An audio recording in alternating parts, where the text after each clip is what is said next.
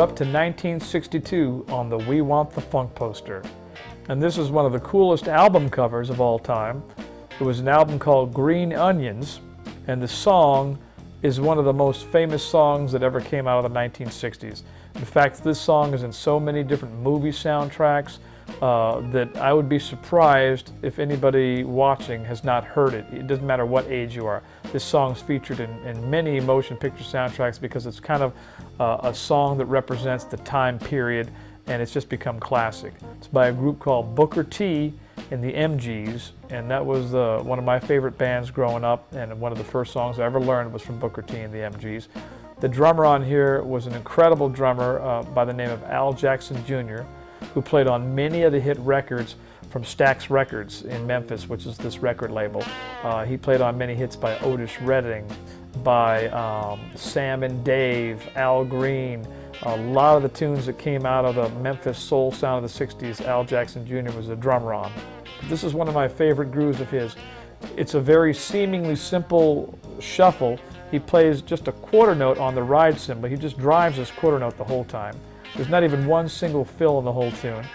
Backbeat on 2 and 4, but he's got this little lope to the kick drum.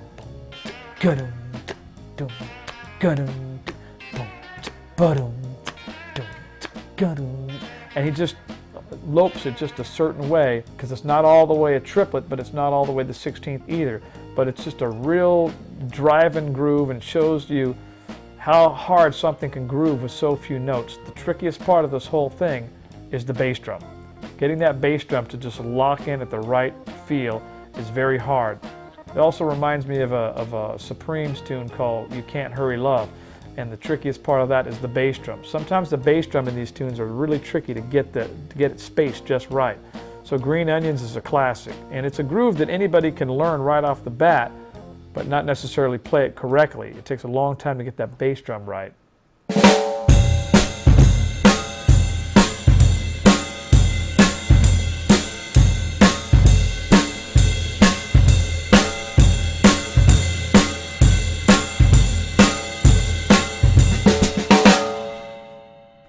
As far as my bass drum technique, people have asked me about that for years.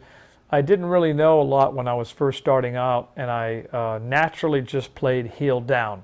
I had not seen many guys play when I first started, and there were no drum videos or YouTube or drum instructional things of any kind that I knew of.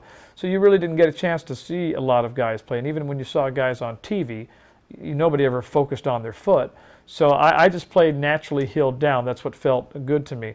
Then later, you know, as the years went, I would learn that it's a great way of playing to get a good bass drum sound, because you're not burying the beater into the head and choking and muting the sound.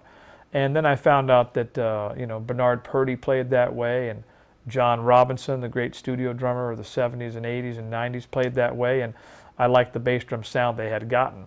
So on a tune like this, you know, especially in these older 60s style drums where they weren't really muted or muffled down, you really had to play heel down and release the beater. It's not so much whether it's heel down or heel up. It's really a matter of releasing the beater.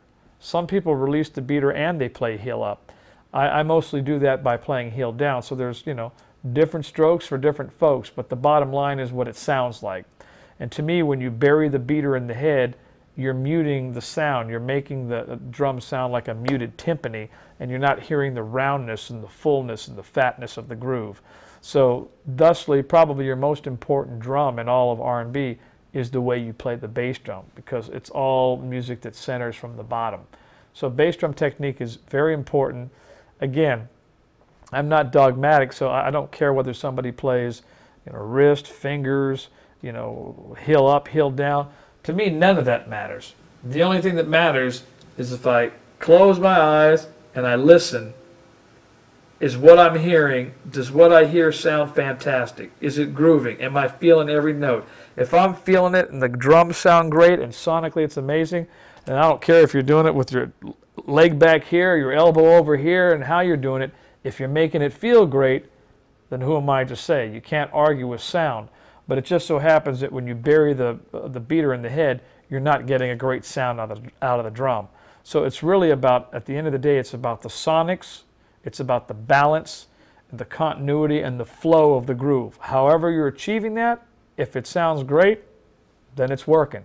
If it ain't broke, don't fix it.